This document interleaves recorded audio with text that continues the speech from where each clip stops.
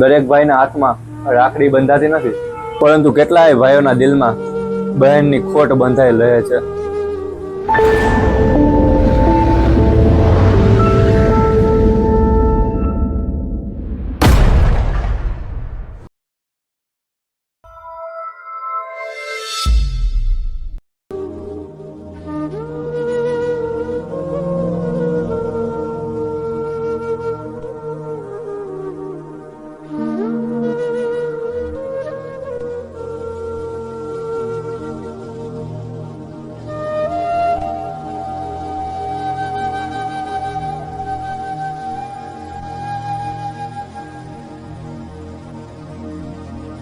હે ભગવાન, આજે ફરી એ જ સાંજ આવી.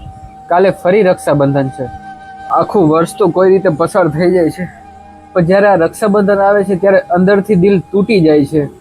ભગવાન, જ્યારે હું નાનો હતો ને ત્યારે હું મારા મમ્મીને કહેતો કે મારી બેન ક્યાં છે, ત્યારે મારા મમ્મી એટલું જ કહેતા કે ભગવાને તને બહેન નથી આપી. પણ ભગવાન, તમે મને બેન કેમ ન આપી? શું હું આટલો ખરાબ છું?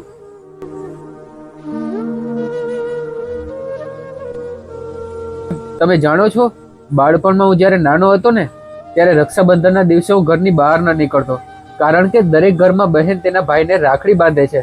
દરેક ભાઈના ચહેરા ઉપર ખુશી જોવા મળે છે, અને હું ઘરે બેસીને બારીમાંથી આ બધું જોતો રહેતો. ભગવાન, હું મોટો થઈ ગયો. લોકો કહે છે કે છોકરાઓ રડતા નથી, પણ જેની પાસે બહેન નથી ને તેનું દિલ તો દર વર્ષે રડે છે.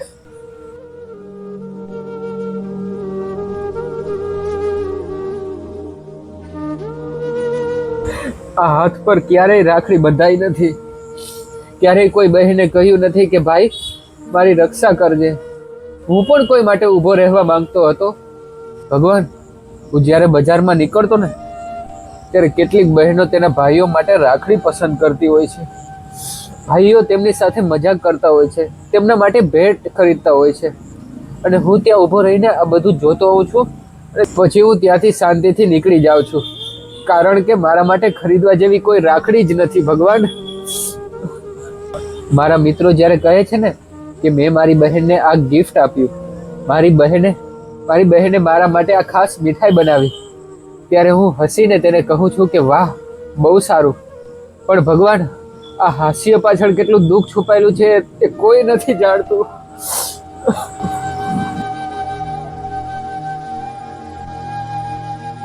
ભગવાન, હું ક્યારેક કલ્પના કરું છું કે મારી પણ એક નાની બહેન હોત તો આખો દિવસ મારી પાછળ ફરતી હોત, મારી સાથે ઝઘડતી હોત, મારી વસ્તુઓ લઈને ભાગી જાય અને સાંજે આવીને મને કહેત કે ભાઈ ગુસ્સો ના કર.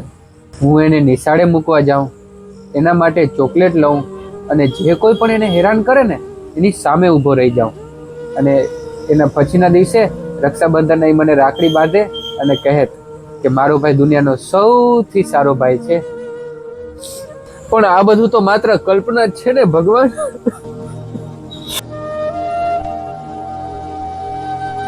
પણ હકીકતમાં તો કાલે મારા હાથમાં કોઈ રાખડી નહીં હોય, મારા ઘરમાં કોઈ મીઠાઈ નહીં હોય, અને કોઈ નહીં કહે કે હેપી રક્ષાબંધન ભાઈ. ભગવાન, હું ફરિયાદ નથી કરતો કે મને કેમ ધન ઓછું આપ્યું, સુખ ઓછું આપ્યું અને મુશ્કેલીઓ વધારે આપી. પણ ભગવાન, મારી તો ફરિયાદ બસ એટલી જ છે કે મને એક બહેનનું સુખ કેમ ન આપ્યું.